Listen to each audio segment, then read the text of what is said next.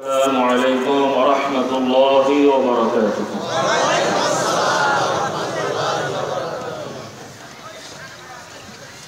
খুব বেশি দীর্ঘ রাত হয়নি আর খুব বেশি দীর্ঘ রাত পর্যন্ত মাহফিল চালানো হবে না ইনশাআল্লাহ। কাজেই যারা আশপাশে দাঁড়িয়ে আছেন, ঘোরাফেরা করছেন, দোকানে আছেন, মেহরবানি করে সকলেই মজলিসে এসে বসে যান। সকলেই মজলিসে এসে বসে যান। আর যারা বসে আছেন আলহামদুলিল্লাহ আপনারা একটু সুযোগ করে বসবেন, অর্থাৎ যাতে আপনাদের প্রত্যেকের সামনে দিয়ে একজন হাঁটলে আপনাদের গায়ে পা না লাগে সেভাবে একটু বসবেন। মোটামুটি কাতারের মতো করে লাইন ধরে বসবেন। একটু কথা না বলে নড়ে চড়ে বসেন। কথা বোঝাতে পারলেন? একটু নড়ে চড়ে প্রত্যেকের সামনে একটু জায়গা রেখে বসেন, যাতে করে আপনাদের সামনে একজন লোক হাঁটতে পারে, এভাবে বসেন। যে সকল ভাইরা এখনো দোকানে আছেন, আশপাশে বেশ কিছু দোকান দেখা যাচ্ছে এবং দোকানে অনেক ভাইদেরকে সমবেত হতে দেখা যাচ্ছে। মেহরবানি করে যারা দোকানে আছেন, অনেক সময় দোকানে আপনারা কাটিয়েছেন, আর শেষ মুহূর্তে যাওয়ার সময় দোকানে বা এদিক সেদিক সময় নষ্ট না করে মেহরবানি করে সকলে চলে আসেন। সকলে চলে আসেন মেহরবানি করে। কেউ দাঁড়িয়ে থাকবেন না, জায়গা নিয়ে বসে যান। আমার যুবক ভাইরা বসে যাও। إن الحمد لله نحمده ونستعينه ونستغفره ونؤمن به ونتوكل عليه ونعوذ بالله من شرور أنفسنا ومن سيئات أعمالنا من يهده الله فلا مضل له ومن يضلله فلا هادي له وأشهد أن لا إله إلا الله وحده لا شريك له وأشهد أن محمدًا عبده ورسوله صلى الله عليه وعلى آله وأصحابه وبارك وسلم. أما بعد فأعوذ بالله من الشيطان الرجيم. بسم الله الرحمن الرحيم.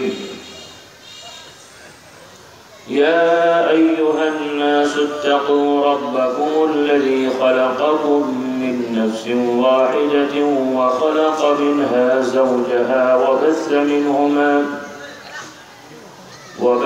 منهما رجالا ونساء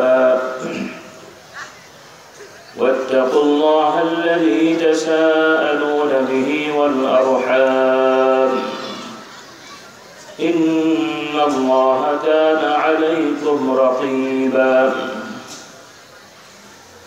يا أيها الذين آمنوا اتقوا الله وقولوا قولا سديدا يصلح لكم أعمالكم ويغفر لكم ذنوبكم ومن يطع الله ورسوله فقد فاز فوزا عظيما. আল্লাহ রাব্বুল আলামিনের দরবারে আমরা শুকরিয়া আদায় করি। সকলে বলি আলহামদুলিল্লাহ। সকলে বলি সুবহানাল্লাহি ওয়া বিহামদিহি সুবহানাল্লাহিল আযীম সুবহানাল্লাহি ওয়াল হামদুলিল্লাহি ওয়া লা ইলাহা ইল্লাল্লাহু আল্লাহু আকবার ওয়া লা হাওলা ওয়া লা কুওয়াতা إلا بالله العلي العظيم. سبحان الله وبحمده عدد خلقه ورضا نفسه وزنة عرشه ومداد كلماته. سبحان الله وبحمده عدد خلقه ورضا نفسه وزنة عرشه ومداد كلماته. سبحان الله وبحمده عدد خلقه ورضا نفسه وزنة عرشه ومداد كلماته. لا إله إلا الله وحده لا شريك له له الملك وله الحمد وهو على كل شيء قدير. اللهم صل على سيدنا محمد النبي الأمي وآله وسلم. اللهم صل على محمد وعلى آل محمد كما صليت على إبراهيم وعلى آل إبراهيم إنك حميد مجيد.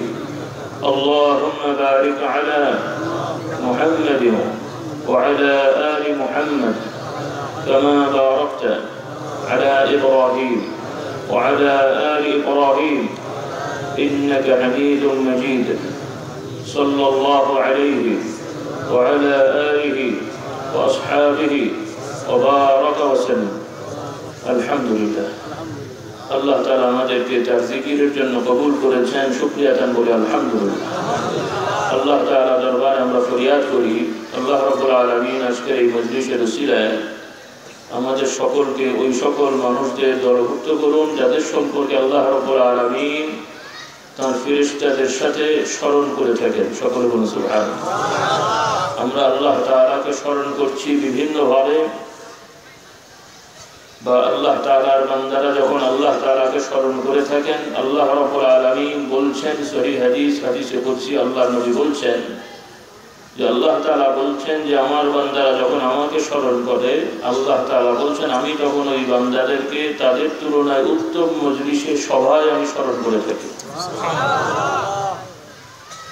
ফেরেশতাদের সাথে তিনি আমাদের ব্যাপারে আলহামদুলিল্লাহ কথোপকথন করবেন। কি কথা বলবেন? বিভিন্ন রিওয়ায়াত থেকে দেখা যায় যারা আল্লাহর জিকিরে সমবেত হন, আল্লাহ তাআলা ফেরেশতাদেরকে জানিয়ে দেন যে তোমরা সাক্ষী থাকো আমি এই সকল বান্দাদের গুনাহগুলোকে মাফ করে দিলাম। কাজেই যে সকল ভাইরা এসছেন এবং মা বোনরাও শুনছেন, প্রত্যেকের এই খেয়াল নিয়ত থাকতে হবে যে আমরা আল্লাহ তাআলার ইবাদতে আল্লাহকে খুশি করার জন্য এখানে বসেছি। বিভিন্ন ধরনের সভা সমাবেশের আয়োজন হয়ে থাকে, তাতে করে বিভিন্ন রকমের জাগতিক উদ্দেশ্য থাকে, কিন্তু আমরা যে সকল ওয়াজ মাহফিল জিকিরের মজলিস করে থাকি এতে জাগতিক উপকারিতা তো অবশ্যই আছে, কিন্তু উদ্দেশ্য হলো যাতে করে আল্লাহ তাআলা আমাদের প্রতি খুশি হন, আমরা যাতে করে নিষ্পাপ হই, যাতে প্রত্যেকেই আমরা জান্নাতের অধিকারী হতে পারি, জাহান্নাম থেকে বাঁচতে পারি। কথা ঠিক কি না? এটাই হলো আমাদের লক্ষ্য উদ্দেশ্য। আল্লাহ তাআলা আমাদের এই লক্ষ্য উদ্দেশ্যকে কবুল করে নেন। আর যদি জাগতিক কোনো বিষয় উদ্দেশ্য হয় তাহলে আর এই মর্যাদা পাওয়া যাবে না, সেটা ওয়াজ মাহফিলের নামে হোক আর যে নামেই হোক। নাম ব্যবহার করলাম একরকম, কিন্তু কাজ বা উদ্দেশ্য হলো আরেক রকম। একজন লোক যদি মনে করে যে এখন আমি এই সকল লোকদের একটু কাছাকাছি হতে হলে আমাকে একটু কিছুদিন নিয়মিত মসজিদে যেতে হবে, তাহলে লোকজন আমাকে প্রতি একটা আস্থা আনবে। এই এলাকার লোকরা ধার্মিক মানুষকে পছন্দ করে। আমি ব্যক্তিগতভাবে অত নামাজি বা পরহেজগার নই, কিন্তু একটা এলাকায় গেলাম, দেখলাম যে ওই লোকগুলো যারা নামাজ পড়ে জামাতে যায় তাদেরকে পছন্দ করে, সম্মান দেয়। তখন আমার মাথায় ঢুকলো যে তাহলে আমি কয়েকদিন একটু ওদের সামনে বেশি করে নামাজ পড়ি, ওরা আমাকে সম্মান করবে। এই উদ্দেশ্যে নামাজ আদায় করা, আর একজন আল্লাহর নবীর হুকুম আল্লাহর বিধান সেই জন্য নামাজে যায়। দুটো কি একরকম? দুটো একরকম? তাহলে যারা জাগতিক সম্মাননার জন্য ইবাদতের কোনো অনুষ্ঠান পালন করলো, এর দ্বারা আল্লাহ দরবারে সামান্যতম সওয়াব তো পাবেই না, উল্টো গুনাহগার হবে। উল্টো কি হবে? গুনাহগার হবে। ওইভাবে কোরআনের আলোচনায় আল্লাহ তাআলার গুণগান করা, জিকির মানে আল্লাহ তাআলা স্মরণ করা, সেটা বিভিন্নভাবে হয়। কোরআন শরীফ তেলাওয়াত করে বোঝার চেষ্টা করা, এছাড়াও তাসবিহ তাহলিল যেগুলো আমরা পড়লাম এভাবে সুবহানাল্লাহ, আলহামদুলিল্লাহ, আল্লাহু আকবার, লা ইলাহা ইল্লাল্লাহ, এভাবে জিকির করা, এগুলো বা এভাবে মৌখিকভাবে বলা, এগুলো বড় জিকির। এগুলোকে অবহেলা করার সুযোগ নেই।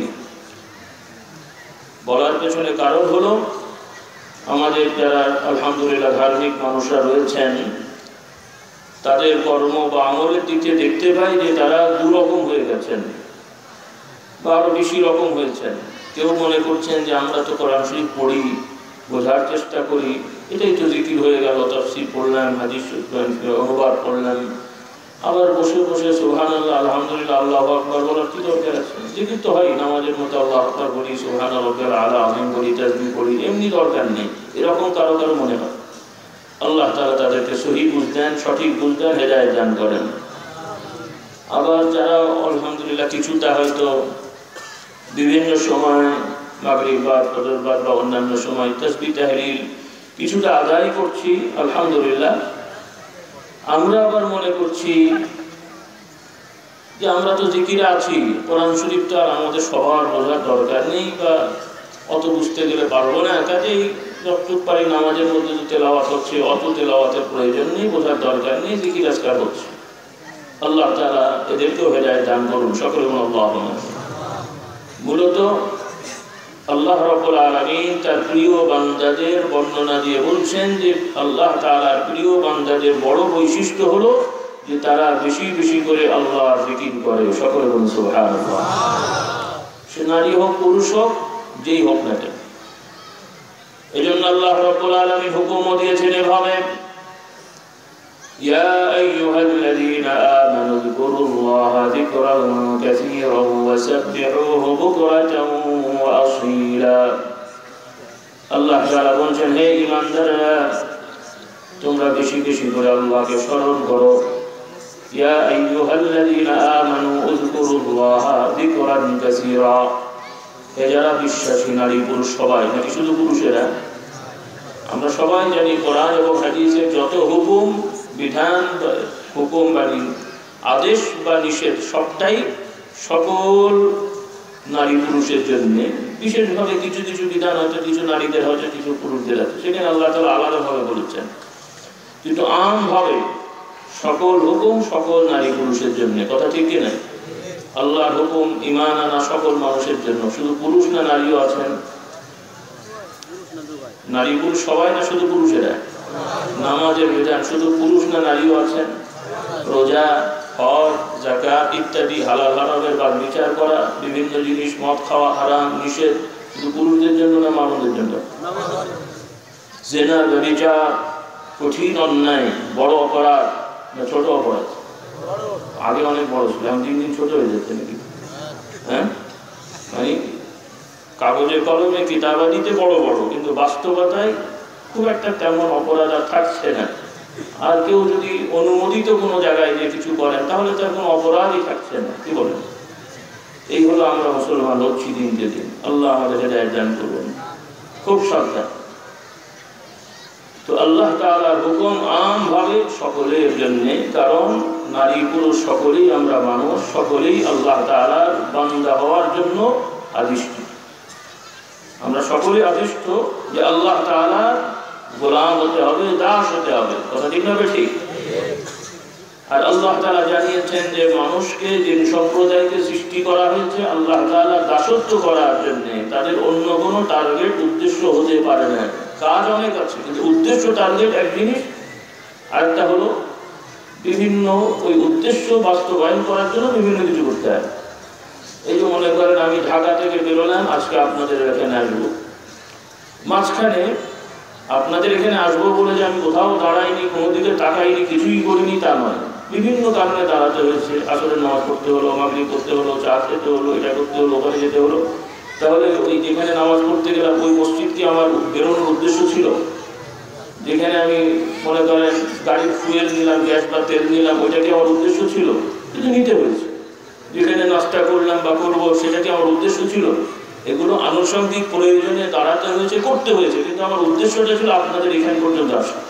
হ্যাঁ, তো আল্লাহ রাব্বুল আলামিন দুনিয়ায় মানুষকে পাঠিয়েছেন। আপনি আমি জন্মেছি, আপনার আমার জাগতিক গোপন বিভিন্ন রকমের চাহিদা আছে, খাওয়া আছে, ঘুম আছে, অন্যান্য চাহিদা আছে, প্রয়োজন আছে। কোনোটাই আল্লাহ রাব্বুল আলামিন নিষেধ করেননি, কিন্তু জানিয়ে দিলেন তোমাদের বানানোর উদ্দেশ্য হলো খাওয়া না। আপনারা খেতে দুনিয়া এসছেন, ঘুমাতে দুনিয়া এসছেন? হ্যাঁ, কি খাওয়ার জন্য বেঁচে আছেন নাকি বাঁচার জন্য খান আপনারা? আমার কথা কি বুঝতে পারছেন? আল্লাহ বলেছেন তোমার খেতে থাকো, তাই না? হুকুম আছে, একটা হুকুম আছে, নেই বলবো না। কারণ আল্লাহ তাআলা বলছেন ওয়াকুলু ওয়াশরাবু, হ্যাঁ তোমরা খাওয়া দাওয়া করো কিন্তু পানাহার করো, অপচয় করবে না। সুবহানাল্লাহ। খাওয়ার কথা আল্লাহ তাআলা বলেছেন, ঘুমানোর কথা আল্লাহ তাআলা বলেছেন, সকল বলুন সুবহানাল্লাহ। ওয়াজআলনা নাওমাকুম সুবাতা ওয়াজআলনা আল-লাইলা লিবাসা ওয়াজআলনা আন-নাহারা মাআশা। আল্লাহ তাআলা বলছেন তোমাদের জন্য রাতকে তোমাদের বিশ্রামের উপযোগী করে, বা তোমরা আরাম করবে, বিশ্রাম করবে, সেই ধরনের পরিবেশটা আমি রাতকে করে দিয়েছি। সুবহানাল্লাহ। ওয়াজআলনা আল-লাইলা লিবাসা ওয়াজআলনা আন-নাহারা মাআশা। দিবাকে, রাত দিনকে তোমাদের বিভিন্ন রকমের কর্ম আছে, প্রয়োজন আছে, জীবিকা নির্বাহ করবে, সেটার জন্য উপযোগী করে দিয়েছি। সুবহানাল্লাহ। এভাবে আল্লাহ তাআলা এভাবেই করে দিয়েছেন। আমরা জানি যে কোরআন মানে না, যে নবী মানে না, আল্লাহর বিধান ইসলাম মানে না, সেও জানে রাতে মানুষ ঘুমায়, সেও জানে মানুষ খায়, সেও জানে মানুষ পানাহার করে, সেও জানে আমাদের বিভিন্ন চাহিদা, সবাই জানে। কিন্তু আল্লাহ তাআলা তারপরও ওহী করে জানালেন যে এগুলো এমনি এমনি অটোমেটিক হয়নি, সব কিছু আমি পরিকল্পিতভাবে তোমাদের জন্য আয়োজন করে দিয়েছি। সুবহানাল্লাহ। তোমার ঘুম লাগাটা এমনি এমনি হয় না, তোমার ক্ষুধাটা এমনি এমনি হয় না, তোমার অন্যান্য চাহিদাটা এমনি এমনি হয়ে যায়নি। এই সব কিছু আমার সৃষ্টি। কার সৃষ্টি? আপনার, আপনি আমি যেমন আল্লাহর সৃষ্টি, ওইভাবে আপনার আমার ক্ষুধাটাও আল্লাহর সৃষ্টি। এই সিস্টেম, ক্ষুধা লাগা, ঘুম লাগা, আর ক্ষুধা লাগলে কি খাবো সেটাও আল্লাহ তাআলা বানিয়ে দিয়েছেন, সেটাও আমার সৃষ্টি তো নাকি? গবেষকদের, আন্তর্জাতিক খাদ্য সংস্থারা গবেষণা করে বের করেছেন যে মানুষকে খেতে হবে, সেই জন্য আমরা খাবার বের করি নাকি? হ্যাঁ, খাবারটা কি তাদের গবেষণার আগের ফল না পরের ফল? তারা জেনেছে যে আমাদের খেতে হয়, কেন খেতে হয় গবেষণা করেছে, খেলে কি কি হয় সেটা তাদের একটা রেজাল্ট আউট করেছে, কিন্তু খাওয়ার বিধানটা তারা করে নেই, আল্লাহ তাআলা করে দিয়েছে। সুবহানাল্লাহ। একটা মানুষের কতটুকু ঘুমাতে হয় তারা গবেষণা করে, অ্যানালাইসিস করে একটা কি বলে, একটা রেজাল্ট আউট করেছেন যে একটা সুস্থ মানুষের জন্য সব মানে যুবক হলে এতটুকু, বাচ্চা হলে এতটুকু, বুড়ো হলে এতটুকু, একটা মোটামুটি মিনিমাম স্টেপ আছে। কিন্তু এই ঘুম, খাওয়া বা অন্যান্য চাহিদা সবকিছুই আল্লাহ তাআলার দেওয়া, এগুলো কোনোটাই আমাদের লক্ষ্য উদ্দেশ্য না। দুনিয়ায় থাকতে হলে এগুলো আল্লাহ হুকুম করে দিয়েছেন, কিন্তু এইগুলোর মধ্যেই আল্লাহ তাআলাকে মানতে হবে, তার ইবাদত করতে হবে। বিনিময়ে আল্লাহ রাব্বুল আলামিন এই দুনিয়া থেকে বহু হাজার গুণ বড় এবং সুন্দর জান্নাত আল্লাহ তাআলা প্রত্যেকটি ঈমানদার বিশ্বাসীকে দান করবেন। সুবহানাল্লাহ। এই বাংলাদেশ অন্যান্য বহু বড় দেশের তুলনায় ছোট, এর থেকে ছোট দেশ দিয়ে একটা জনসংখ্যা মাশাআল্লাহ অনেক, এই 18-20 কোটি বা 16 কোটি বা কত, 18 কোটি মানে না, আচ্ছা 18 কোটি মানুষ, প্রায় 18 কোটি মানুষের একটা দেশ বাংলাদেশ। প্রেসিডেন্ট কজন? একজন। প্রধানমন্ত্রী কজন? একজন। আর যদি কেউ রাজাও কোনো সময় এরকম দেশের হয় তাও কয়জন হবেন? একজন।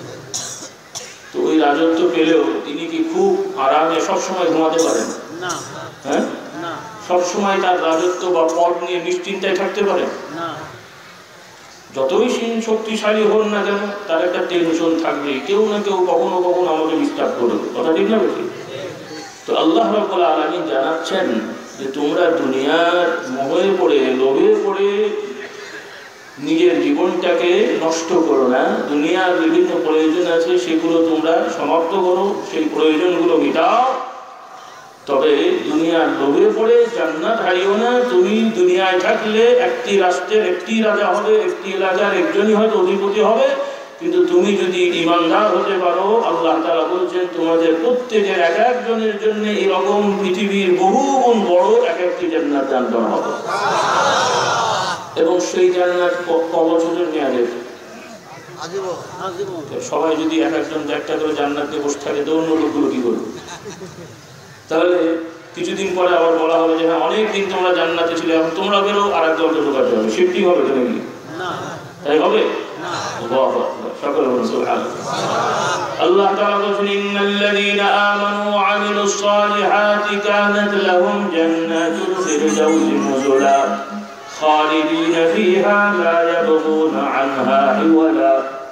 রব্বুল আলামিন মানুষদেরকে জানিয়ে দিচ্ছেন, হে মানুষেরা, বান্দারা শুনে রাখো, যারা সত্যিকার বিশ্বাসী হবে, ইন্নাল্লাযীনা আমানু, সঠিক বিশ্বাস স্থাপন করবে, ঈমান আনবে, বিশ্বাস স্থাপন করবে আল্লাহর প্রতি, নবীর প্রতি, কিতাবের প্রতি, আখিরাতের প্রতি, কবরে আযাব হবে, আল্লাহ দরবারে বিচারের সম্মুখীন হতে হবে, ছোট হোক বড় হোক সব ব্যাপারই আল্লাহ রাব্বুল আলামিন জানছেন। আল্লাহ তাআলার ফেরেশতারা সবকিছু রেকর্ড করে রাখছেন। এই সব কিছুর জন্য আল্লাহ দরবারে বিচারের সম্মুখীন হতে হবে, এই বিশ্বাস যার মধ্যে আছে। এই সব কিছু মিলিয়ে যে বিশ্বাস, খুব সংক্ষেপে বলে যাচ্ছে। বহু মুসলমান ভাই আছেন, আমার যুবক ভাইরা মাশাআল্লাহ অনেকেই আজকে আগ্রহ করে বসতো, কিন্তু এই সকল যুবক ভাইদের সাথে ইন্টারভিউ নিলে, কথাবার্তা বললে, তাদেরকে আমি দোষ দিচ্ছি না, কিন্তু তাদের অবস্থানটা তুলে ধরছি। শুধু যুবক বলবো না, যারা মধ্যম বয়সীও আছেন, তবে তুলনামূলক যুবকের থেকে এদের সংখ্যা, এই অপরাধ কম তুলনামূলক। তো মোটামুটি ভাবে যারা আমরা মুমিন মুসলমান নারী পুরুষরা রয়েছি, এদের ভেতরে যদি একটা অ্যাসেসমেন্ট করা যায়, ইন্টারভিউ নেওয়া যায়, বিভিন্ন ব্যাপারে প্রশ্ন করলে দেখা যাবে একটি বড় অংশেরই আখিরাতের এই সকল বিশ্বাস সম্পর্কে কোনো ইয়াকিন নেই বা ভালো ধারণা নেই, সবটাই আফসা আফসা। তাদের অবস্থান কথাবার্তায় মনে হচ্ছে বা মনে হবে যে যা কিছু বলা হয়, এই যে আলেম ওলামারা কবরের কথা বলেন, আখিরাতের কথা বলেন, আল্লাহ তাআলা দরবারে বিচারের সম্মুখীন হতে হবে, এই যে কথাগুলো আমরা বলছি, বহু যুবকেরা মনে করে যেগুলো পুঁথিবিদ্যার মতো হুজুররা বলেন, আমরা শুনি, এটা শুনে যেতে হয়, কিন্তু এটার প্রতি অনেকেরই দৃঢ় বিশ্বাস নেই। তাদের কাছে মনে হচ্ছে হলেও হতে পারে, না হলেও নাই। আল্লাহ মাফ করুন। কেন মনে হচ্ছে হতেও পারে, নাও পারে? কি বলেন? মানে আমরা মরার পরে আল্লাহ দরবারে বিচারের সম্মুখীন হতেও পারি, নাও পারি, নাকি? হতেও পারি, নাও পারি, না হতেই হবে? বিশ্বাস আছে তো? আর যারা আমরা 20, 30, 50 বছরের বয়স আছি, আরো মোটামুটি প্রত্যেকেই হিসাব অনুযায়ী আরো তো 20, 30, 50 বছর বাঁচবই, নাকি? নিশ্চিত না? এই দুটো মূলনীতি যদি আমরা ঠিক করতে পারি আমাদের জেহেনে, শুধু মৌখিক কথা না, প্রত্যেকের যদি এই খেয়াল ইয়াকিনের সহিত হয় যে যে কোনো মুহূর্তে যে কোনো জায়গায় আমাকে চলে যেতে হতে পারে, মরতে তো হবে, কিন্তু এই ঘটনা যে কোনো মুহূর্তে হতে পারে, আর যখনই হবে, হওয়ার পরেই আপনাকে আমাকে কবরের সেই বিভীষিকাময় কঠিন একটা জায়গায় যেতে হবেই, এতে কোনো সন্দেহ নেই। এখন সেই কবরটা কি আনন্দমুখর পরিবেশ আমি চাই, নাকি খুবই ভয়ঙ্কর একটি কষ্টের জায়গা চাই? এটা একটু মনে রাখতে হবে। হিসাব তো আরো পরের ব্যাপার। আমরা দুনিয়ায় এসেছি, আছি, আল্লাহর হুকুম অনুযায়ী এই দুনিয়া থেকে সবাই যাবো। কে কে যাবেন না তোলেন তো? কেউ কেউ তুলছে, বুঝে শুনে বসেন, অত ভাষার দরকার নেই, বুঝতে পারেন। সবাই যাবো তো নাকি? আল্লাহ তাআলা আমাদের ঈমানের সহিত তৌফিক দান করুন। হ্যাঁ, নিশ্চিত আল্লাহ তাআলা দরবারে বিচারের সম্মুখীন হতেই হবে, সেটা তো কিয়ামতের ময়দানে। কিন্তু তার আগে আমরা সবাই জানি, ওলামাদের থেকে শুনেছেন, এটা কোনো ধরনের বিতর্কিত অথবা বিরোধপূর্ণ কথা না, যে এক হুজুররা বলছেন হতে পারে আর এক হুজুররা বলছেন হবে না, এরকম না। কিন্তু সকলেই আমরা মুমিন মুসলমান বিশ্বাস করি, মুসলমান যারা আছে আলহামদুলিল্লাহ কোরআন হাদিসের আলোকে, এমনকি বহু অন্যান্য ধর্মের লোকেরাও বিশ্বাস করে। তো তাদেরটা আমাদের দলিল না। কবরে মৃত্যুর পরে শাস্তি হয়, এই বিষয়টা ইহুদি, খ্রিস্টান, হিন্দু আবার অন্যান্য বহু ধর্মের লোকেরা বিশ্বাস করে, তো সেটা আমাদের দলিল না। কিন্তু এটা বোঝার জন্য আমি বলছি, কিন্তু আমরা মুমিন মুসলমান জানি আমরা দুনিয়ায় আছি, এখান থেকে যেতে হবে কবরের হায়াতে। সেখানে আল্লাহ রাব্বুল আলামিন একটি নিয়ম রেখেছেন যে প্রত্যেকটা মৃত্যু ব্যক্তিকে 3টা করে প্রশ্ন করা হবে। কটা? 3টা করে প্রশ্ন করা হবে। কি প্রশ্ন করা হবে? যে তুমি কোন দেশের নাগরিক ছিলে, কোন ভাষায় কথা বলেছ, কোন দলের তুমি সদস্য ছিলে। দল একটা হবে, তুমি প্রচলিত দল নাকি? কোন পীর সাহেবের মুরিদ ছিলেন, পীর সাহেবদের বিরুদ্ধে ছিলেন না পক্ষে ছিলেন, এগুলো জিজ্ঞেস করা হবে না? কি জিজ্ঞেস করা হবে? হ্যাঁ, প্রত্যেকটা মানুষকে প্রশ্ন করা হবে, তোমার পালনকর্তা কে এটা একটু জানিয়ে দাও। তোমার পালনকর্তা কে? মান রব্বুকা, আমাদের লালন পালন কি করছেন? স্রষ্টাও কে? আল্লাহ তাআলাই স্রষ্টা, তিনিই লালন পালনকারী। স্রষ্টা হিসেবে আল্লাহ তাআলা এই ব্যাপারে একজন সৃষ্টিকর্তা আছেন, সব ধর্মের লোকেরাই জানে, বিশ্বাস করে।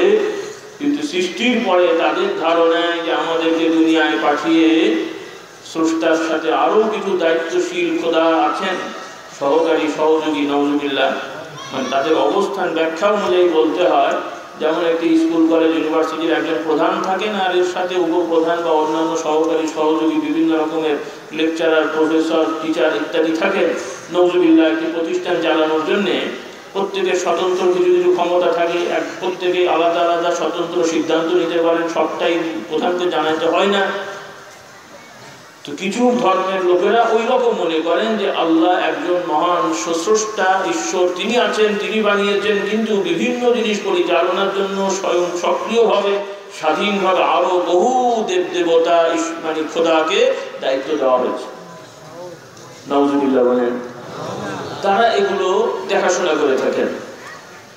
কেউ সন্তান দেন, কেউ রোগ ভালো করেন, কেউ খাবার দেন, কেউ রকিবারে সমস্যা দূর করে দেন। নাউজুবিল্লাহ, এই ধরনের গুণাবলী এক একজন দেবদেবী বা এক একজন খোদার আছে। এটা হলো খোলাসা কথা বলছি, বিভিন্ন ধর্মের এক এক ধরনের ভাবে তারা ঈমানের বিশ্বাস করে, এটা হলো ঈমান। কিন্তু আল্লাহ রাব্বুল আলামিন জানিয়ে দিচ্ছেন সেই মহান স্রষ্টা তিনি একাই যেমন সৃষ্টি করেছেন, এর জন্য সৃষ্টিকরণেও তার কারো সহযোগিতা সহকারী দরকার হয় নাই, সেক্ষেত্রেও কারো পরামর্শেরও দরকার হয়নি, এবং সৃষ্টির পর থেকে আদিকাল পর্যন্ত পরবর্তীতে যতদিন তিনি রাখবেন সেই পর্যন্ত দেখাশোনার জন্য কারো সহযোগিতার মুখাপেক্ষী তিনি নন। সুবহানাল্লাহ, এই বিশ্বাসটা আমাদের আছে নাকি? বলে ফেরেশতাগণ, নবী রাসূলগণ, আল্লাহ তাআলার প্রিয় বান্দারা, তারা তাদের দায়িত্ব পালন করে যান, কিন্তু এই সকল দায়িত্বের জন্য আল্লাহ তাআলার সহযোগিতা দরকার হয় না। যে আমরা এটা করলে আল্লাহ সহযোগিতা হয়, আমরা ওয়াজ নসিহত করলে আল্লাহর হেদায়েত দেওয়াটা সহজ হয়, না হলে হয় না। মনে ঠিক আল্লাহ তাআলা আমাদের বিশ্বাসের মুখাপেক্ষী না। আমরা যারা ইসলামের কাজ করি, বিভিন্ন দল সংগঠন করি, আমরা না থাকলে মনে হয় খোদার মর্যাদা কমে যেত। হ্যাঁ, আল্লাহ তাআলা তিনি তার মর্যাদায় সদা সর্বদা একভাবেই ছিলেন, আছেন, থাকবেন। তিনি যাদেরকে সৃষ্টি করেছেন, যারা তার সৃষ্টি, তাদেরকে যদি মর্যাদাবান হতে হয় তাহলে তার গোলামি করতে হবে। যে রব্বুল আলামিনের গোলামি করবে, এর দ্বারা সেই ব্যক্তিটি সম্মানিত হবে, রব্বুল আলামিন সম্মানিত হওয়ার দরকার নেই। সুবহানাল্লাহ, কি কথাটা বুঝাতে পারলাম? কিছু লোকেরা এমন এমন কিছু কথা বলি, ভালো নিয়ত বলি, কিন্তু কথাটা খুব বেয়াদবি হয়। আমরা বলি যে ইসলাম বাঁচাতে হবে, ইসলাম শেষ হয়ে গেল। আমি একটু আস্তে আস্তে বলি, অনেক হুজুরা যখন খুব গরম করে বলেন, আমি বলি যে ভাই ইসলাম বাঁচাতে হবে না, নিজে বাঁচেন। ইসলাম আল্লাহ তাআলা বাঁচাবেন। এখন যারা নিজেরা বাঁচতে চাও তারা ইসলাম ধরো। সুবহানাল্লাহ, ইসলামের আনুগত্যতা করে নিজে বাঁচো। কারণ যে ইসলামের আনুগত্যতা করবে না, সে মুসলমান হোক আর মুসলমান হোক। অনেকে হয়তো বলবো মুসলমান ইসলামের আনুগত্যতা করবে না, সব মুসলমান ইসলামের আনুগত্যতা। কিছু লোকেরা আছে বংশীয়ভাবে মুসলমান, কিন্তু আসলে ইসলাম মেনে মুসলমান না। তো যারা ইসলাম মেনে মুসলমান না, বাপদাদা মুসলমান, কাজে উনি আর কি হবেন? সমাজের তো একটা চাপ থাকবে, বিয়ে শাদী, চাকরি বাকরি, খাওয়া দাওয়া, চলাফেরা, অন্য কিছু হলে তো একটা সামাজিক চাপে পড়ে যাবেন। চাপ না থাকলে হয়তো আর মুসলিম নামটাও নিতেন না। হয় না? হয় না? রাগ করছেন মনে হয়? এই সকল দেশের বহু মুসলমানের ছেলেরা বিলেতে যে তাদের নামও এমন রাখে, চেনা যায় না, আর ওখানে যে তারা ধর্মহীন পরিচয়ে বড় হয়। নাউজুবিল্লাহ। কারা তারা? আপনাদের মতোই অনেক তাহাজ্জুদ গুজার ভালো মানুষের নাতি পোতারা, যাদেরকে বিলেতে পাঠিয়েছেন সোনার সন্তান হওয়ার জন্য, যাতে ভবিষ্যৎ উজ্জ্বল হয়। তো যারা ইসলামের পরিচয় মুছে দিয়ে আল্লাহকে ভুলে যে অনেক কিছু বড় বড় সায়েন্টিস্ট, গবেষক হয়ে কোটি কোটি টাকা, ডলার উপার্জন করছেন, ভবিষ্যৎ উজ্জ্বল হচ্ছে নাকি? কথা বুঝতে পারেননি? ভবিষ্যৎ উজ্জ্বল হয়ে গেছে না? হ্যাঁ, ওনার বিশাল বাড়ি আছে, চোখ দুটো বন্ধ হলে কুত্তা ছাড়াও বাড়িতেও দেখার লোক নেই, রাগ করে বেশি বড় হয়ে গেছে, বহু বাড়ি আছে, বহু টাকার মালিক হয়ে গেছেন, কিন্তু সেই টাকা খাওয়ার কোনো লোক নেই, কোথায় বিলাবেন সেটার চিন্তায় অনেকে হার্ট অ্যাটাক করে। মাশাআল্লাহ, মানে এত সম্পদ, বহু বুড়ো মানুষ পাওয়া যায় অনেক ক্ষেত্রে হার্ট অ্যাটাক করে মরে। কি কারণে হার্ট অ্যাটাক করে? নিউজ পাওয়া যায় যে ওনার প্রচুর সম্পদ, উনি চিন্তা করছিলেন যে এত সম্পদ কাকে দিয়ে যাবে, এই চিন্তা করতে করতে হার্ট অ্যাটাক করেছে। মানুষের অবস্থা দেখো, আল্লাহ আমাদের হেদায়েত দান করুন। এই জন্য আল্লাহ রাসূল সাল্লাল্লাহু আলাইহি ওয়াসাল্লাম বলছেন, আদম সন্তানরা চিন্তা করে বলে, তাদের মধ্যে লোভ আছে, তারা বলে মালি মালি। আল্লাহ রাসূল সাল্লাল্লাহু আলাইহি ওয়াসাল্লাম বলছেন মালুহু মালাহু, সে বলে যে আমার সম্পদ আমার সম্পদ, তার সম্পদ তার নয়। তার সম্পদ হলো সে যা খেয়েছে, খাওয়ার পরে ওইটা থেকে যতটুকু শক্তি অর্জন করেছে এটাই তার কাজে লেগেছে। সে যতটুকু জামা কাপড় পরেছে, সেই পরতে পরতে ওই জামাটা নষ্ট হয়েছে, এটাই তার কাজে লেগেছে। জামাটা সে পরেছে, যে জায়গাটুকুতে সে ঘুমাতো থাকতো, এটাই তার কাজে লেগেছে। আর যতটুকু সে আল্লাহ রাস্তায় দান করেছে, গরিব দুঃখী মিসকিন এতিম অসহায় মানুষদের সহযোগিতায় কাজে লাগিয়েছে, এটাই তার জন্য কাজে লেগেছে। সকলে বলুন সুবহানাল্লাহ। এর বাইরে সে যেটাকে এমনি নিজের নামে গচ্ছিত করে রাখলো, এটা তার মানে সে তাকে দিয়ে এটা কাজে লাগে না। এখন তার সন্তানেরা, তার স্ত্রী পরিবার পরিজন, তারা যদি তার নামে দান করেন, দোয়া করেন, তাহলে সে পাবে। আর তা না হলে এটার থেকে সামান্যতম ফায়দাও সে পাবে না। আপনি বাড়ি রেখে যাচ্ছেন, জায়গা রেখে যাচ্ছেন, বিশাল বড় বাড়ি, জায়গা আপনার নামে আছে, মৃত্যুর পরপরই দেখা যাবে ওয়ারিশরা, ছেলে বউ, তারা ছুটাছুটি শুরু করে দেবে অফিস আদালতে যে আপনার নামটা কেটে তাদের নাম বসানো হবে, মিউটেশন করা হবে, নাম খারিজ করা হবে। হবে কিনা? হবে কিনা? তাহলে আপনার রক্ত পানি করে উপার্জন করে যা করলেন, চোখ দুটো বন্ধ হওয়ার সাথে সাথে আপনার নাম খারিজ করে আরেকজনের নাম বসানো হবে। এই হলো আপনার জমি। যে টাকাটা ব্যাংকে জমাচ্ছেন, জমা করার সময় ফর্ম ফিল আপ করেছেন, সেই ফর্ম ফিল আপের সময় একটা ক্লোজ থাকছে, জায়গা থাকছে, যেখানে লিখতে হচ্ছে ব্যাংকওয়ালারা আপনার থেকে জানতে চাচ্ছেন যে আপনার নমিনিকে। এর মানে হলো যে সোজা ব্যাখ্যা হলো যে আপনি মরলে আপনার এই টাকাটা ভাই কাকে দিতে হবে একটু আগেই বলে দেন। ব্যাংকে টাকা রাখতে সরাসরি বলছে না, শুনতে খারাপ লাগবে, নাহলে বলতো যে ভাই আপনি তো টাকা রাখছেন, মূল্যে কাকে দেবো বলে যান, শুনলে তো রাগ করবেন, তাই না? এই জন্য সুন্দরভাবে বলছেন নমিনিকে ভাই বলে যান। এই হলো আপনার ব্যাংকে টাকা রাখা হলো। আপনি বলে গেছেন আমার অনেক টাকা ব্যাংকে, বহু বড় বাড়ি, বহু জায়গা আছে। আল্লাহু আকবার। এই টাকা, গাড়ি, বাড়ি লাগবে না সেটা বলিনি আমি, লাগবে, সন্তানের জন্য করে যাবে না সেটা বলছি না। আল্লাহ রাসূল সাল্লাল্লাহু আলাইহি ওয়াসাল্লাম এটাও বলেছেন, হাদিস শরীফে আছে, যারা স্ত্রী পরিবারের জন্য ভরণ পোষণ করবেন, এটা তো ফরজ। আর ফরজ আদায়ের পরেও বাড়তি যদি কিছু দান, বাড়তি যদি কিছু কাজ করেন, একটা হলো নিয়মিত প্রয়োজন, স্ত্রীর খাবার, পোশাক, অন্যান্য আদার্স জিনিস, সন্তানদের খাবার দাবার, পড়াশোনা ইত্যাদি মৌলিক বিষয় আপনি দিলেন, এটা ফরজ আদায় হলো। এটা কি আপনার স্ত্রীর ভরণ পোষণ, থাকা খাওয়া, জামা কাপড়, এটা দেওয়া কি নফল না ফরজ? এই যে ফরজ আদায় করলেও সওয়াব হবে, বড় সওয়াব, নাকি নফল করলে সওয়াব হয়, ফরজের সওয়াব নাই নাকি? আছে না? নাই। অনেকে ভুল বোঝে, ফরজ মানে মনে করে যে খুবই একটা দায় সারা কাজ মনে করতে হয়। আল্লাহ রাসূল সাল্লাল্লাহু আলাইহি ওয়াসাল্লাম বলছেন, আল্লাহ তাআলা বলছেন, আমার বান্দাদের প্রতি আমি যে সকল বিধান ফরজ করে দিয়েছি, ফরজের বাংলা কি? আবশ্যিক, মানে অবশ্যই করতে হবে, না করলে অপরাধী, না করলে কি কঠিন গুনাহ, অপরাধী। আর এই অপরাধের জন্য আল্লাহ তাআলার বিচারে শাস্তি পেতে হবে, সেই শাস্তি মানে জাহান্নামের আগুনে জ্বলতে হবে। নাউযুবিল্লাহ। দুনিয়ার অপরাধ হলো জাগতিক দৃষ্টিতে অপরাধ একটা আছে, সেই অপরাধের জন্য জেল, জরিমানা, ফাঁসি ইত্যাদি, তাই না? আর আল্লাহ তাআলার বিধানের দুটো দিক আছে। কিছু কিছু বিধানের অপরাধের জন্য দুনিয়াতে শাস্তির বিধান আছে, সেখানে জেল, জরিমানা, ফাঁসি, জরিমানা ইত্যাদি আছে, বা মৃত্যুদণ্ড। এটা হলো সাময়িক, এটাও বিচার, তবে এই বিচারটা চূড়ান্ত নয়, এই বিচারটা সাময়িক বিচার। আর কিয়ামতের ময়দানে আল্লাহ রাব্বুল আলামিনের দরবারে চূড়ান্তভাবে বিচারের সম্মুখীন হতে হবে। সেই সময় আল্লাহ তাআলা চূড়ান্ত বিচার করবেন। সেই বিচারে পাপীদেরকে জাহান্নামী হতে হবে। সেটা দুই রকম পাপ।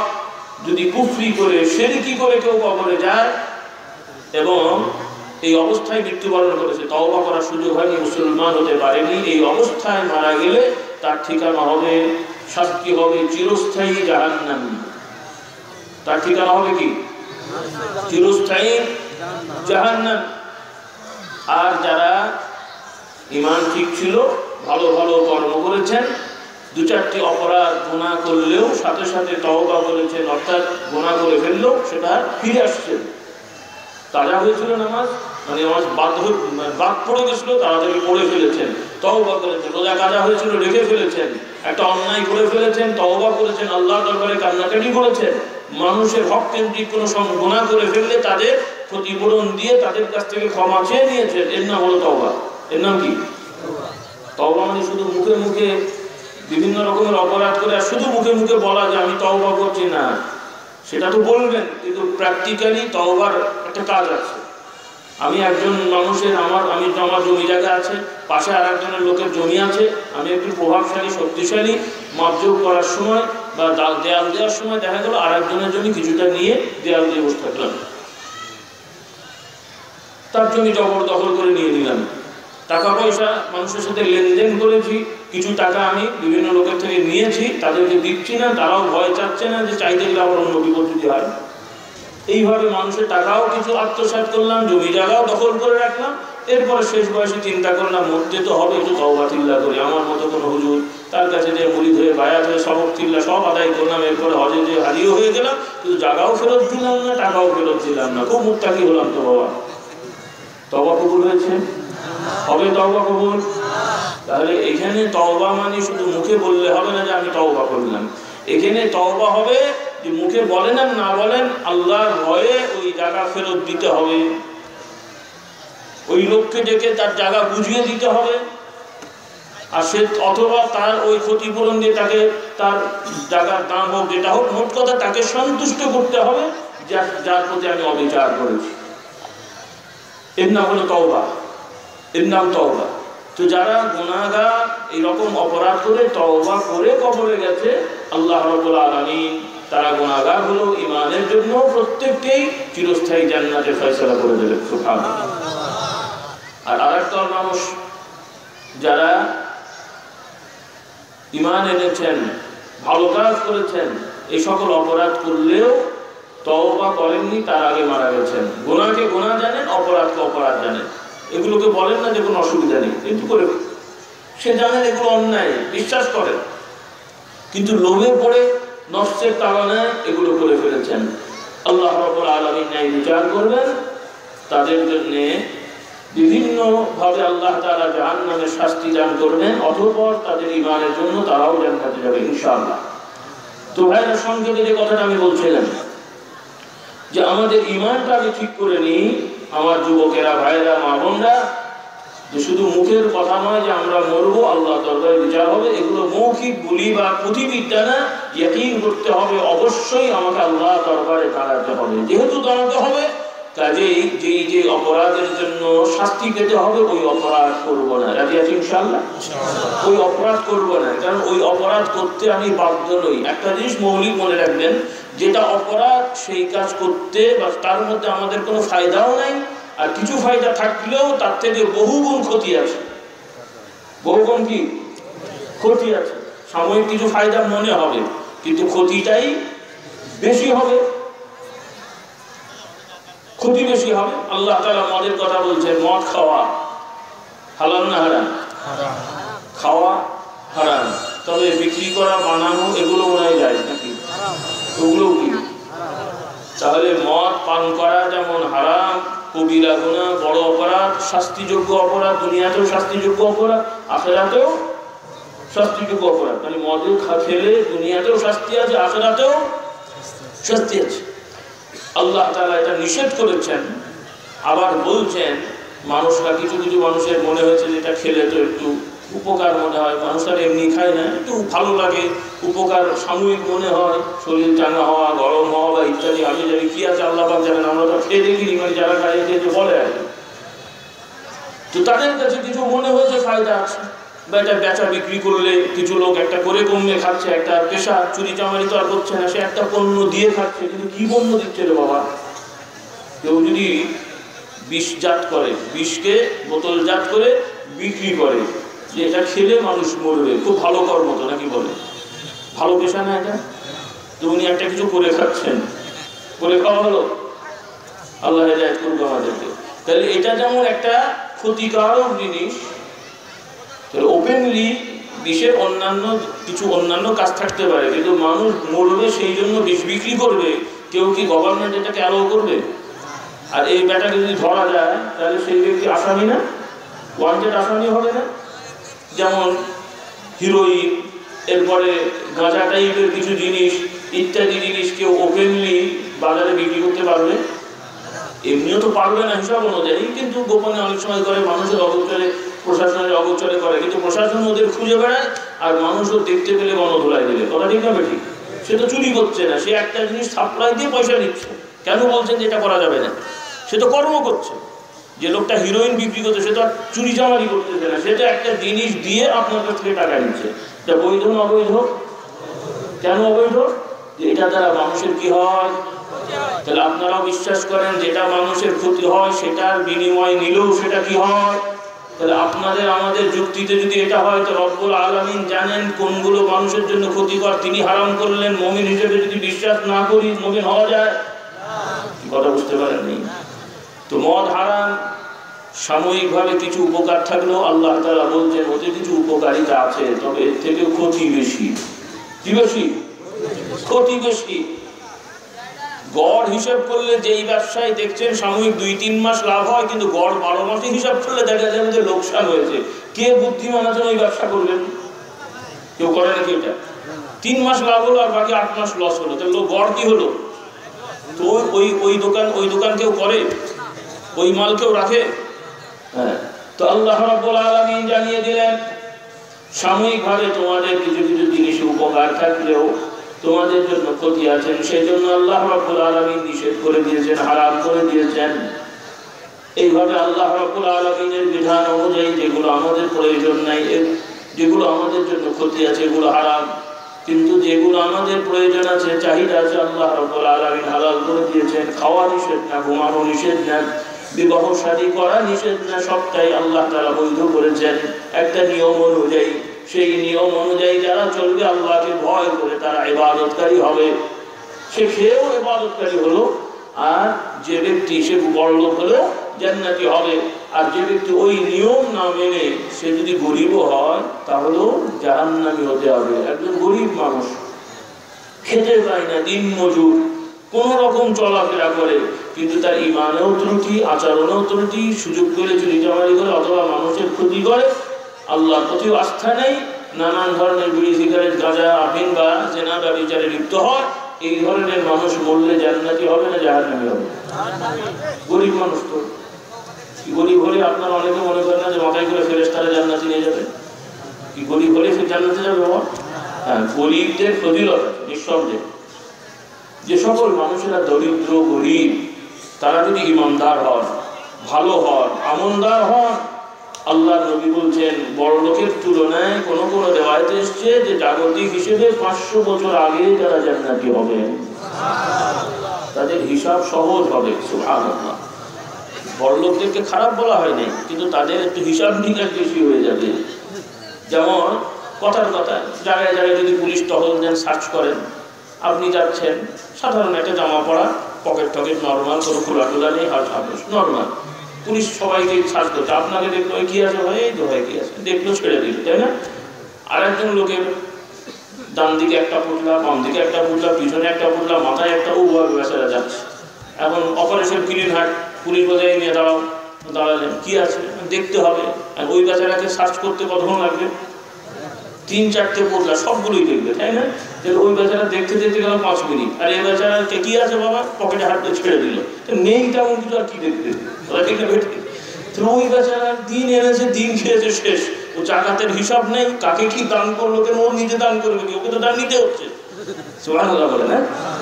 5 ওয়াক্ত আযান হয়, নামাজ আদায় করে, টাকাও নেই, হজে যাওয়ারও চিন্তা নেই, জাকাতেরও চিন্তা নেই, রমজানের এসে রোজা রাখে, কথা বললেন কিনা? ওর অত হিসাব নিকাশ নেই। আরেকজন লোক ব্যবসা করে, লেনদেন করছে, কত লোককে ঠকাচ্ছে কি ঠকাচ্ছে না, কোয়ালিটি মেনটেন করছে কিনা, ওয়াদা ঠিক রাখছে কিনা, অনেক ঝামেলা। বলে ঠিক না বেশি? এই সব ঠিকঠাক মতো যারা ব্যবসা করবে, আল্লাহ নবী বলছেন যারা সততার সহিত ব্যবসা করবে, আল্লাহ তাআলা তাদেরকে আমার সাথে জান্নাতে রাখবেন। সততার সহিত যারা ব্যবসা করবে, সুবহানাল্লাহ, সততার সহিত। কিন্তু আমরা বুঝে বসে আছি, বিশ্বাস করি, বেশিরভাগ ব্যবসায়ীরাই মনে করে যে অত সততার সহিত ব্যবসা বর্তমানে হয় না, কিছু 9-6 না করলে কি আর হয়? বেশিরভাগ ব্যবসায়ীরা এই মতে বিশ্বাস করে।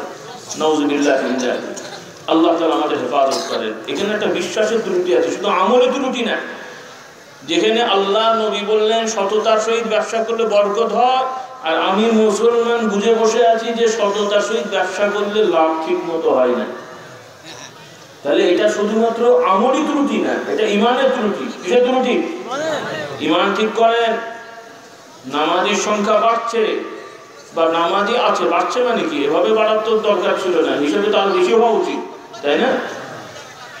হিসাবে তো বেশি হওয়া উচিত, কিন্তু হয়তো আগের পার্সেন্টেজে মনে হচ্ছে বাড়ছে, কিন্তু প্রকৃতপক্ষে প্রত্যেকটা ইমানদার নরনারী নামাজি হবেন, এটাই তো স্বাভাবিক, নাকি বলেন? কিন্তু কিছু মসজিদ বাড়াতে আর কিছু মুসল্লি হওয়াতে আমরা খুব খুশি হচ্ছি, কিছু দাড়িওয়ালা মানুষ বাড়ছে, কিছু যোগ্যওয়ালা মানুষ বাড়ছে, এতে আমরা খুশি হচ্ছি। কিন্তু আমার কাছে আফসোস লাগছে যে বহু ধার্মিক নামক ভণ্ডরা বাড়ছে। রাগ করছে নাকি? ধার্মিক নামক ভণ্ডরা বাড়ছে, বহু নামাজি বাড়ছে কিন্তু মিথ্যাবাদী নামাজি, বহু যোগ্যওয়ালা বাড়ছে কিন্তু মানুষের সাথে ধোঁকাবাজি করছে। এখন মানুষের সাথে ধোঁকা দিলাম আর বড় দাড়ি আর যোগ্য গায়ে দিলাম, মুত্তাকি হলাম তো নাকি? হ্যাঁ, নামাজে মসজিদে যে নামাজ আদায় করলাম কিন্তু মিথ্যা বললাম, ওয়াদার খেলাফ করলাম, মুত্তাকি হলাম তো নাকি? তাহলে এই নামাজ কার জন্য হলো?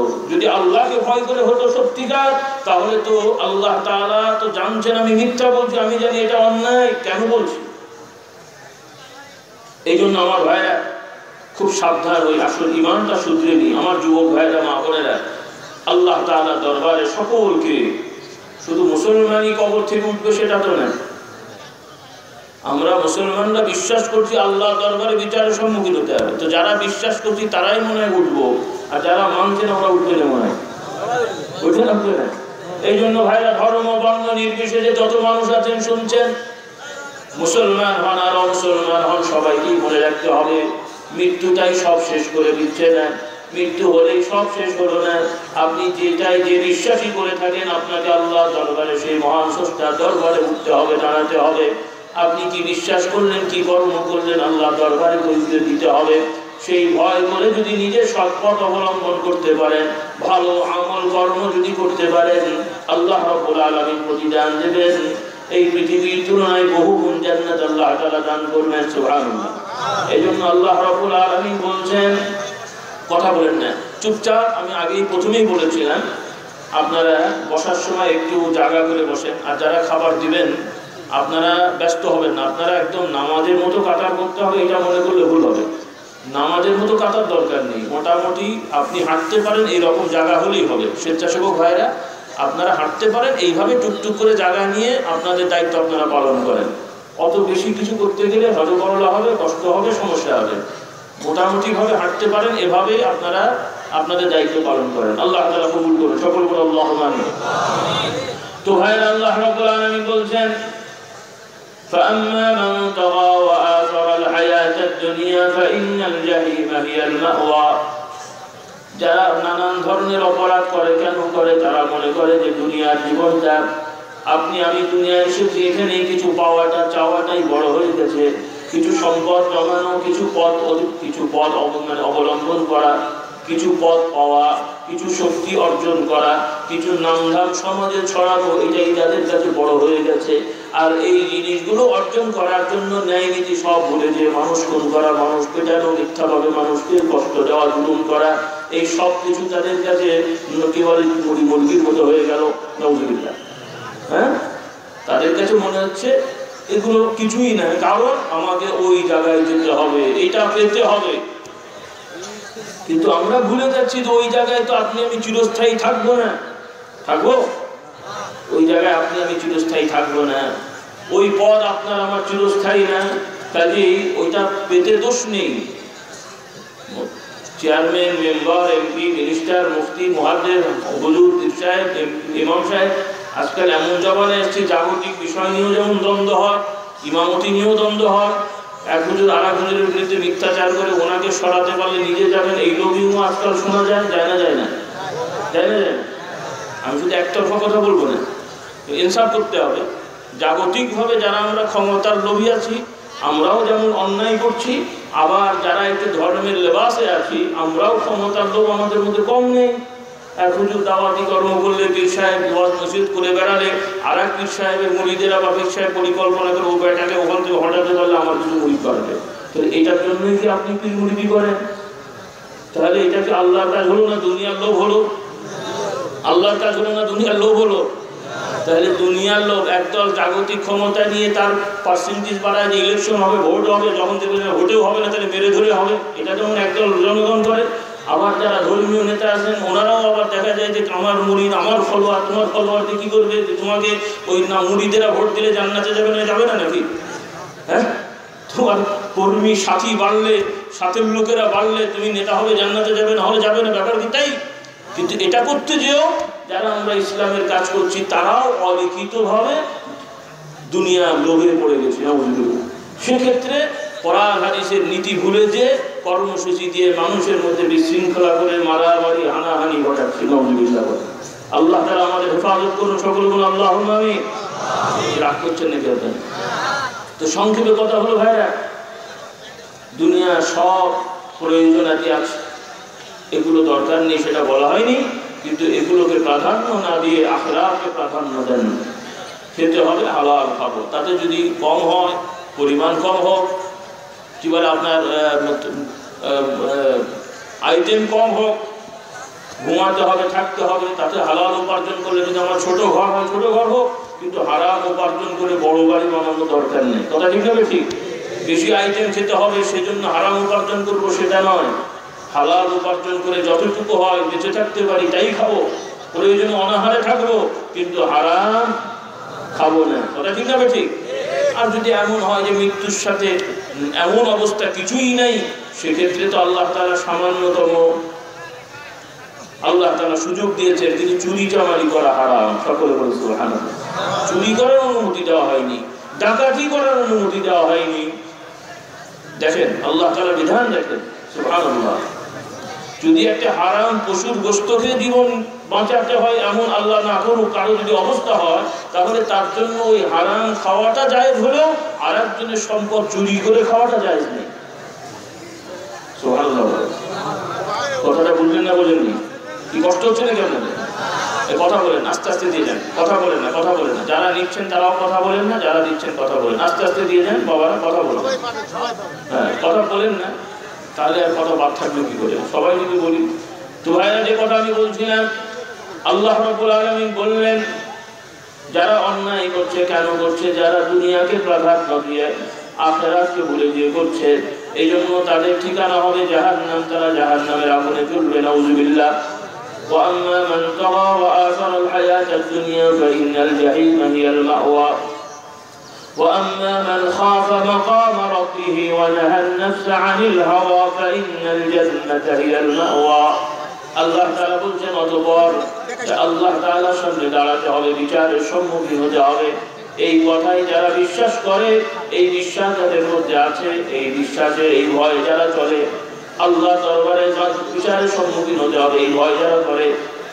وأما من خاف مقام ربه ونهى النفس عن الهوى, এবং তার নফসকে, প্রবৃত্তিকে অন্যায় চলাফেরা থেকে বিরত রাখে, যা খুশি তাই করবে না, যা খুশি তাই খাবে না, আল্লাহকে ভয় করে চলে। কাকে ভয় করে চলে? আল্লাহকে ভয় করে। এভাবে যারা চলবে, আল্লাহ তাআলা বলেন তাদের ঠিকানা হবে জান্নাত। সুবহানাল্লাহ।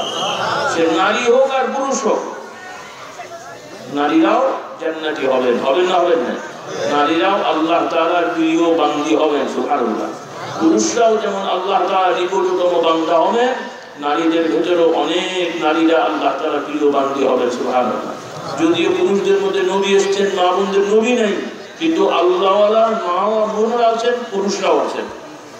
নবী হয়তো মা বোনরা নাই, কারণ নবুয়তের যে দায়িত্ব সেটা মা বোনদের পক্ষে পালন করা সম্ভব নয়, আল্লাহ জানেন, সেজন্য দেননি।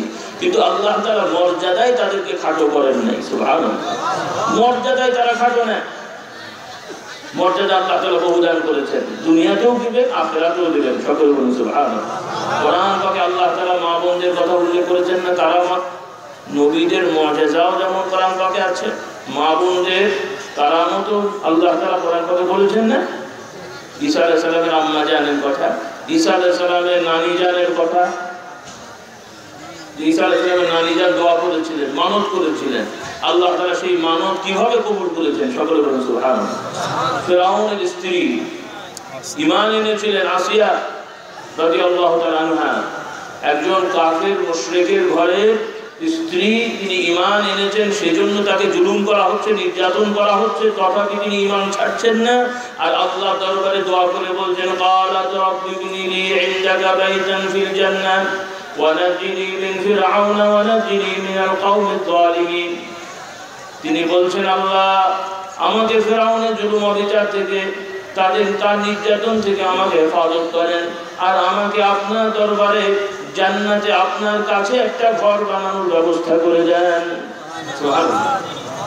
ঈমানদার দেখেন, একজন মহিলা, তিনি নবী নাম, সাধারণ ঈমানদার মহিলা, তিনি আল্লাহ দরবারে এভাবে ডাকছেন। শুধু জান্নাত হলে হবে না, যে জান্নাতটা আপনার কাছে এবং যে ঘরটা আপনার সব থেকে নিকটতম স্থানে হবে, আমার জন্য সেই রকম একটা ঘর আপনি জান্নাতে বানিয়ে দেন।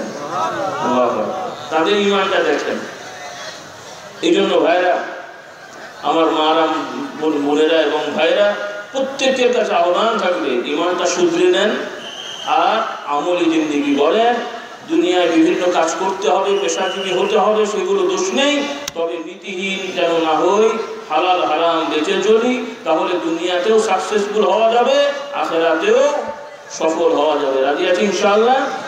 খবরদার, যে দলই করেন, যে মতেরই হন, মনে রাখতে হবে, জুলুম করে কেউ কখনো আগেও পার পেতে পারেনি, বর্তমানেও পারবে না, ভবিষ্যতেও পারবে না। অবিচার করে কেউ কখনো পার পেতে, সবাই তো বলছি, জানছি, নিজেরাও বলছি, যে অপরাধ করছে সেও বলছে যে পাপ বাপকেও ছাড়ে না, বলছে না? পাপ নাকি বাপকেও ছাড়ে না। তো যে গুনাহ করছে সেও বলছে পাপ বাপকে ছাড়ে না, তো তোমাকে ছেড়ে দেবে নাকি? তো কি করছো তুমি? অবাক লাগে। আমাদের বিশ্বাসটা কোথায় দাঁড়িয়েছে বলেন দেখুন। আল্লাহ আমাদের হেদায়েত করুন, সকলে বলে আল্লাহুম্মা। চোরও বলছে চোর চোর চোর, নিজেই চোর, আবার আরেকজনকে বলছে চোর চোর চোর, মোটি চোর। আল্লাহ হেদায়েত করুন আমাদেরকে, সকলে বলে আল্লাহুম্মা। কাজী ভাইরা, বাস্তববাদী হই, বাস্তববাদী হই। এজন্য আল্লাহ নবীর যে মেহরবানি, প্রবাদ বাক্য আছে আরবিতে, কোরআন পাকেও আছে। আল্লাহ তাআলা বলছেন, আল্লাহ নবী বলছেন, সে সকল আয়াত এবং হাদিসের আলোকে প্রবাদ বাক্য হলো,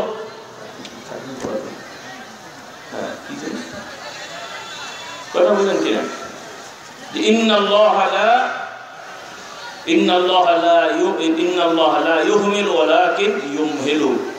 আল্লাহ তাআলা কাউকে ছেড়ে দেন না যে আর বিচার হবে না, কিছু হবে না, ছেড়ে দিলাম, যত বড় বাড়তে থাকো না, বাড়তে বাড়তে বাড়তে বাড়তে যতই বাড়ুক, শেষ একটা থাকবেই, সেই সময় তার করুণ পরিণতি হবেই।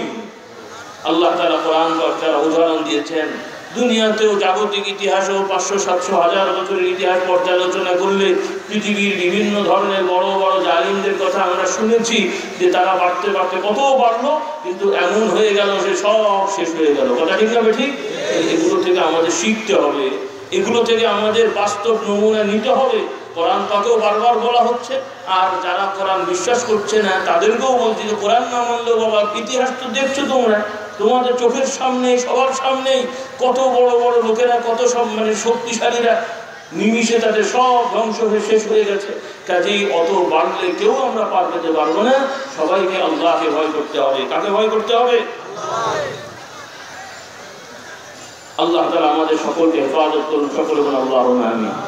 এই জন্য ভাইরা, যেহেতু আপনারা জানেন যে আমি অল্প সময়ের জন্য এখানে এসেছি, আমার সেরকম সুযোগ ছিল না আসার মতো, তারপর আপনাদের এলাকার বেশ কিছু ভাইরা মহব্বত করে, আগ্রহ করে বারবার বলেছেন, আলহামদুলিল্লাহ আমার সময় না থাকলেও একটু সময় আল্লাহ তাআলা বের করার সুযোগ করে দিয়েছেন, সেই অনুপাতে আসা হয়েছে। এবং আজকের এই মাহফিল কিছু প্রতিকূলতা ছিল, আমি শুনেছি, তারপর